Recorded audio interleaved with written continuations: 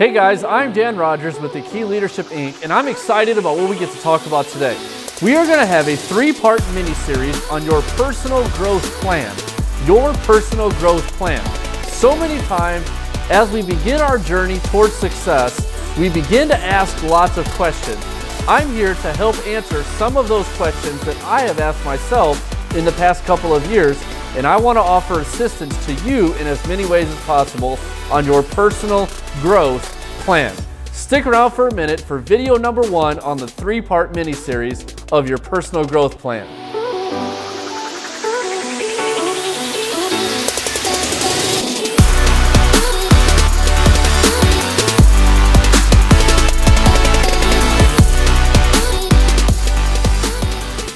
I'm excited about what we get to talk about today. We're going to talk about our 3-part mini-series with your personal growth plan. I took those 3 words, personal, growth, and plan. Those 3 words, we're going to talk about each of those words in each of our next 3 videos. Today we're going to talk about the word personal. Personal. If you want to achieve any level of success in your life, you've got to be willing to make a personal decision to achieve that level of success. To move forward in your life, you've got to make it personal. As you put together the plan and you begin to think about what direction do I want to go, it must be personal. Number 1, let me say this, stop trying to copycat everybody else. What it needs to be is your personal growth plan. Your dream that you build, the thing that you're pursuing, your why that you pursue needs to be yours.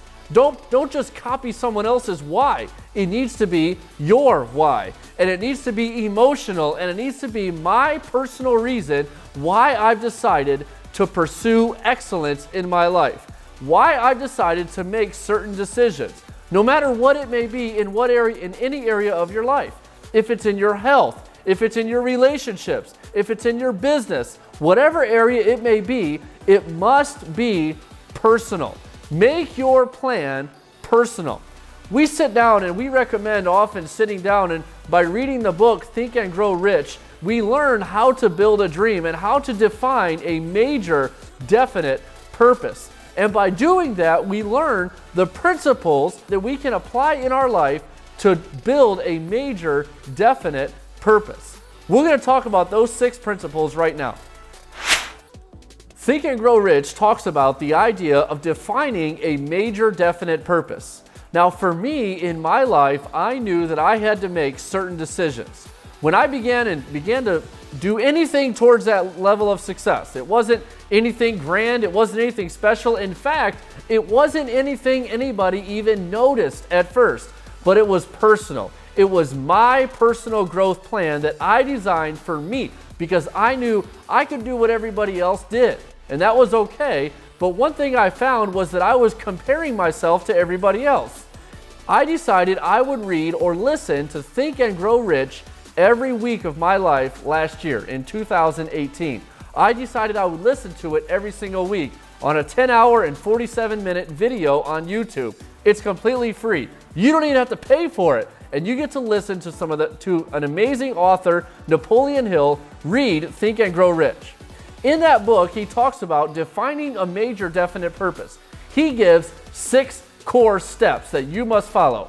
If you follow 5, you're not going to make it. If you make it 7, you're not going to make it. If you complicate it, it won't work. Make it simple and keep these 6 steps. First off, we must determine our specific desire. It must be specific, okay? When you decide I'm going to have my personal plan, whatever it may be, you must have a specific end that you have in mind. Begin with the end in mind. We can use a Stephen Covey quote for that. Begin with the end in mind. But it must be specific. And what I mean by that is, in my life, I decided that in May of 2020, I wrote checks out. You've heard stories about that. In May of 2020, I knew I was going to accomplish a certain goal in my life, and I dated it. I wrote these checks out that I was going to give to some missionaries overseas in that year. Next year, next May, I get to do that, and I'm excited about it. But in 2016, of April 4th of 2016, I wrote those checks out, and I knew I made it specific.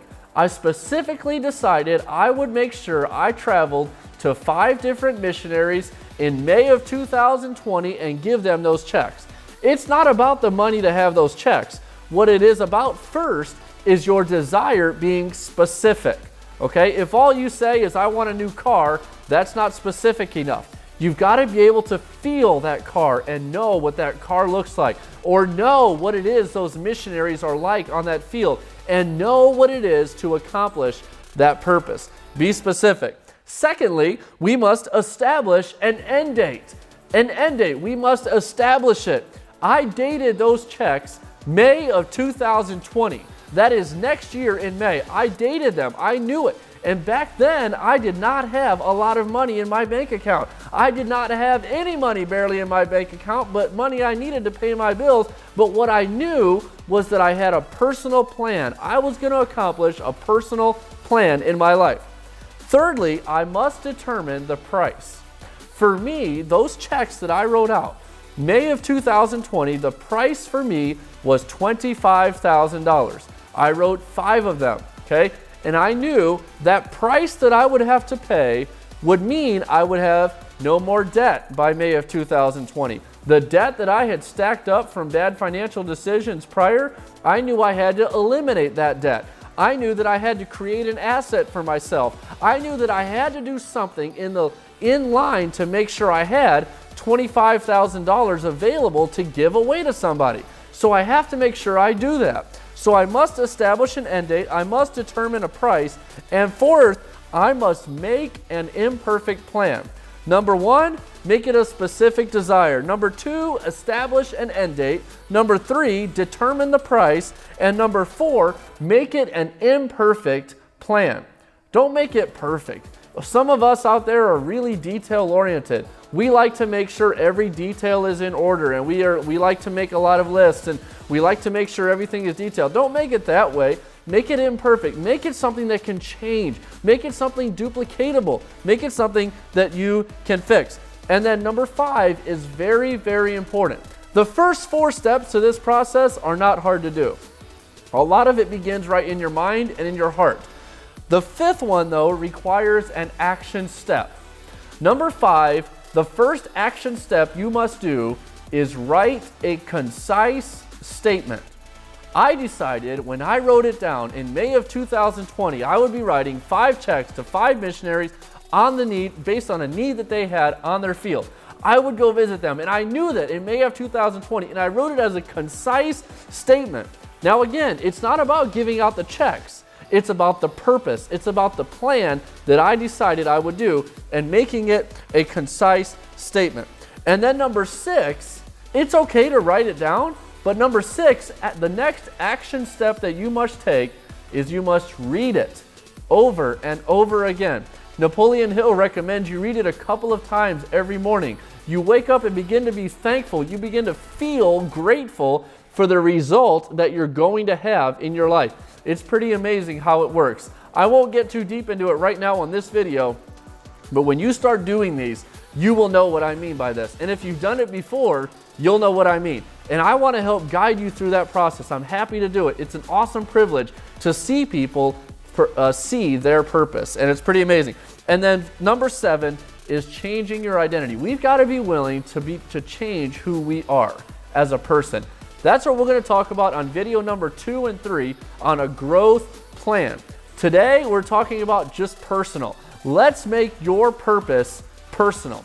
Next video, we're going to talk about growth, and the third video, the plan itself. How are we going to do it? What's it going to look like on paper? I'm excited about it. Stick around till next week. We're going to talk about the growth video.